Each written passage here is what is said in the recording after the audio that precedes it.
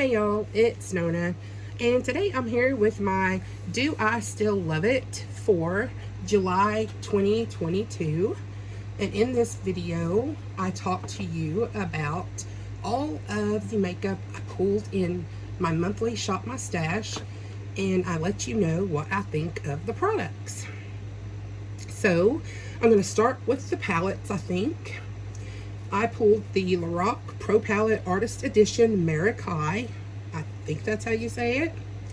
This is a very pretty, and the shadow names are not on the palette. They come on this little plastic sheet. It's a very pretty neutral palette.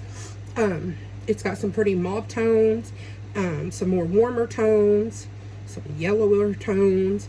You know, you can get a lot of different neutral type everyday, wear to work, what have you type of looks.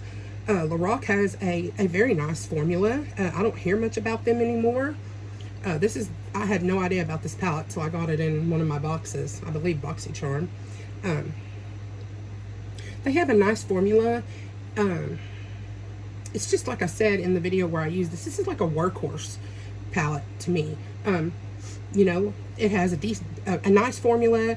There's not a lot of fallout. There's not a lot of kick up. Their shadows are just good for everyday stuff, in my opinion. There's nothing like spectacular about them. I like LOreal shadows, but I wouldn't pick their shadows over some of the others that I, like better. So it's a nice heavy palette. I'm glad to have it, but LOreal's just not one of my favorite shadow formulas anymore. And then the second palette I used is the Culture palette by Juvia's Place. Y'all, look at this gorgeous thing. Oh my goodness. My beautiful friend Beth from Beth's Makeup Diary sent me this. I won it in a giveaway from her. And the look that I did on camera was with these purples. And oh my gosh, they are so, so pretty. I just think every one of these could make a gorgeous look. Man, this palette is so gorgeous and versatile, and you could even make a neutral look, using these. I mean, it's really, really, it looks colorful, and you would think rainbow when you first look at it, but you could definitely make some more neutral looks with it, more everyday. I do think that Juvia's Place has changed their shadow formula. I don't think it's quite as pigmented as it used to be. Before, they were like bam in your face, almost too pigmented. Now I had to build up a few of the shades, and I don't mind that. Still a really nice formula, really great. This used to be my favorite formula, but there are just different ones that have surpassed it for me recently, but it's still a great formula. I would highly recommend. They are have decent prices, comparable to some drugstore, and but their formula is better than most drugstore, definitely. So I would highly recommend, and I thank Beth so much for sending this to me. I absolutely love this palette. So yeah, this is a win for me. Okay, next I'm going to talk about the setting spray I used. This is the Bloom Effects Tulip Dew Mist, hydrating mist. And so this is a hydrating mist. It's not a setting spray, but that's what I used it for. It says it's fragrance free. This smells strange to me. It smells kind of chemically. I don't like the scent. It has a very fine mist. I like it. Now, I can't say that it, kept my makeup on any longer, but again, that's not what this is. This is hydrating mist. So as a hydrating mist, I think it's really nice. Probably overpriced for what it is. I got this in a subscription box. I can't remember which. I'm thinking BoxyCharm. So yeah, it's nice, but not one of my favorites. Then I used the Pure 4-in-1 Tinted Moisturizer, and this is in LN2, and it has SPF 20, and this is the packaging. Pure is not one of my favorite brands. This is a swatch of it. I don't know if you can see it. It is a very thin formula. It comes out almost like lotiony, And when you rub it in, it's very, very thin. It is a tinted moisturizer, so there's hardly any coverage at all. And it was a bit oily in consistency, in my opinion.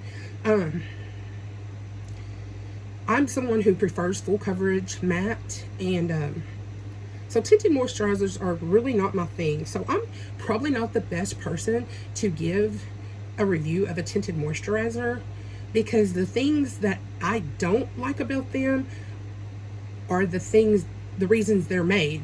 You know what I'm saying? So for someone who likes light coverage like that, something that's lightweight and thin, I'm sure they would really probably like that.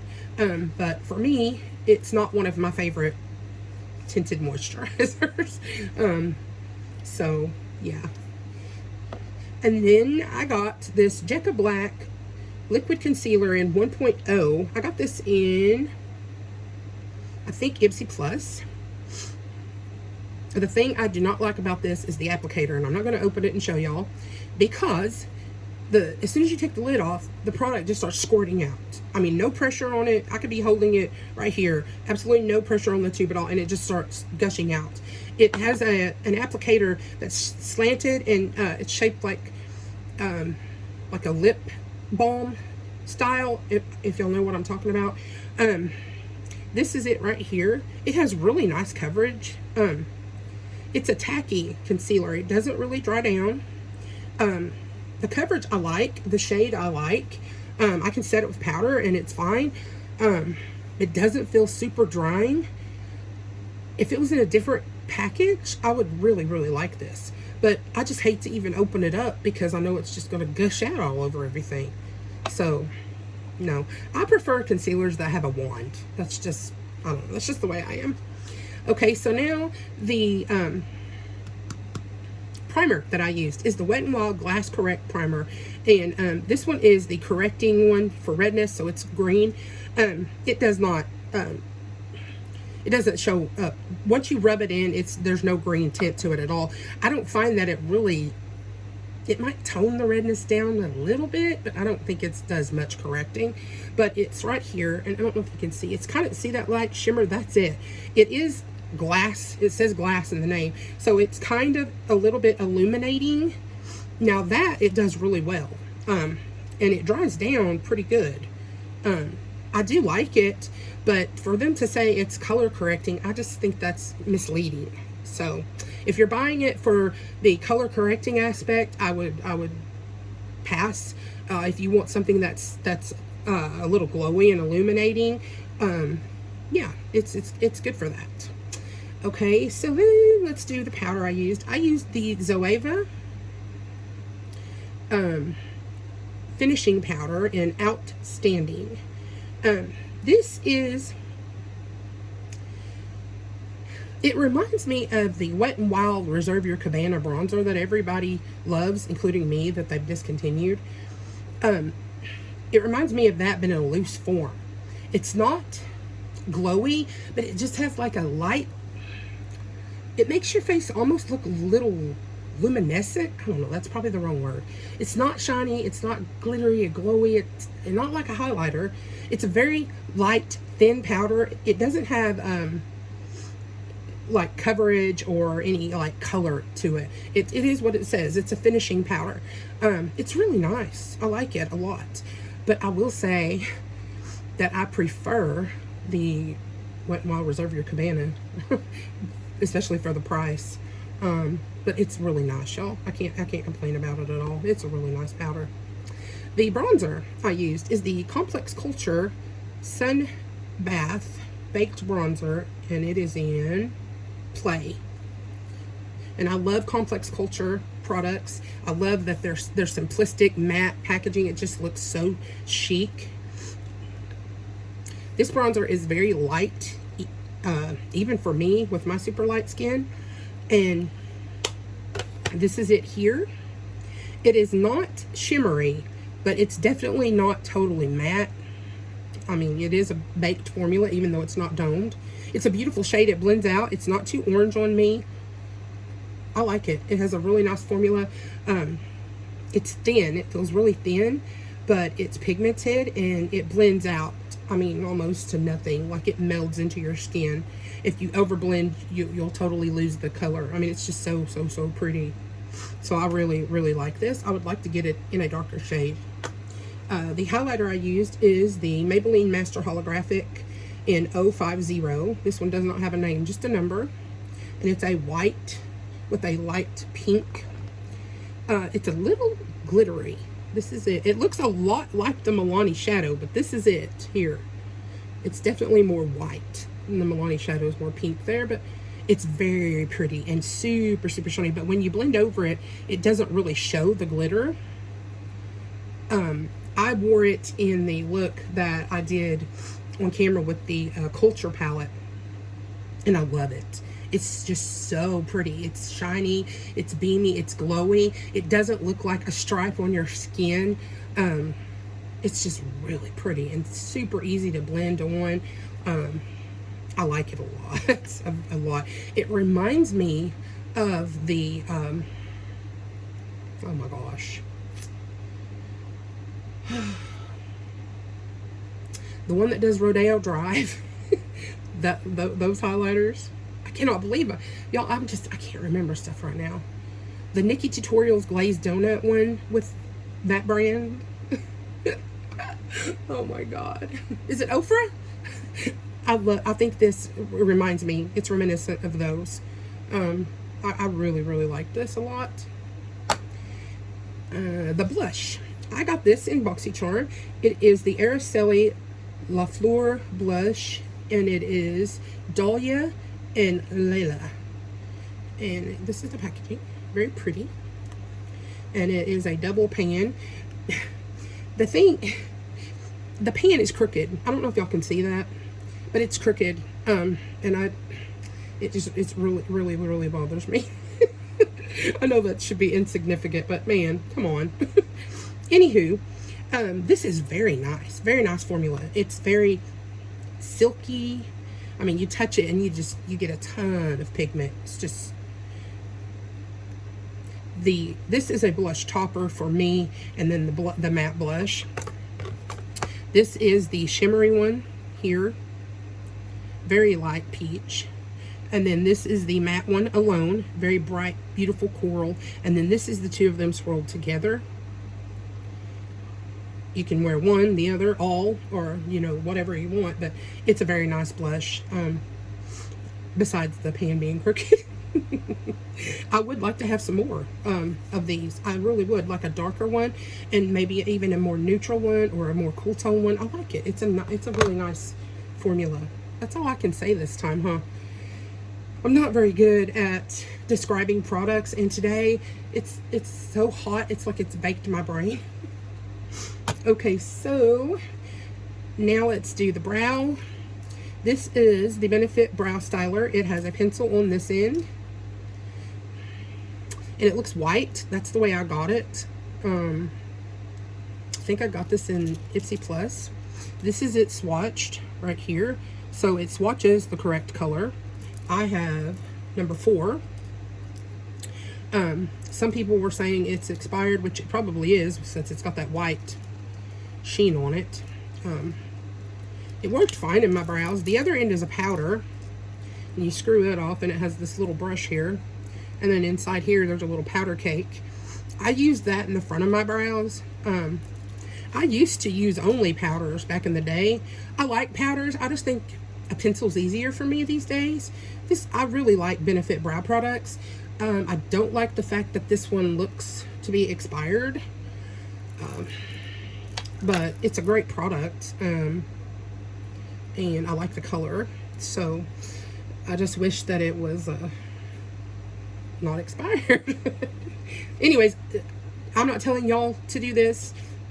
You should never use something that's expired, but I use my makeup all the time that's old, expired, quote unquote.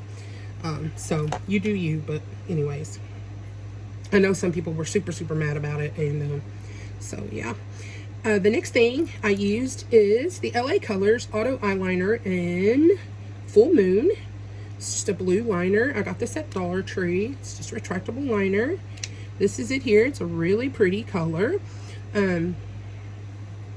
These are decent liners. They're not the creamiest, and they don't really last in my waterline, but they've got tons of colors, and they're, you know, they're super duper cheap, and I like it. You know, if you're looking for, you know, a colorful liner, I mean, this is $1.25, so, you know.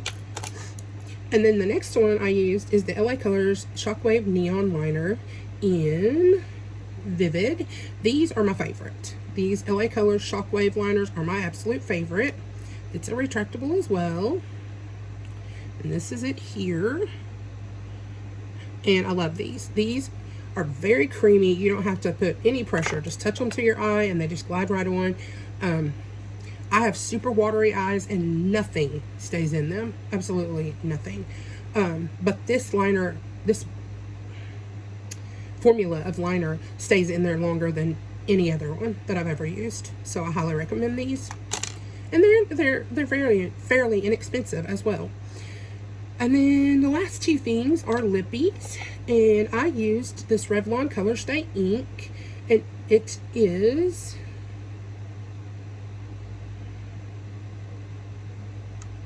Your Go-To is the name. Very pretty. This is it here.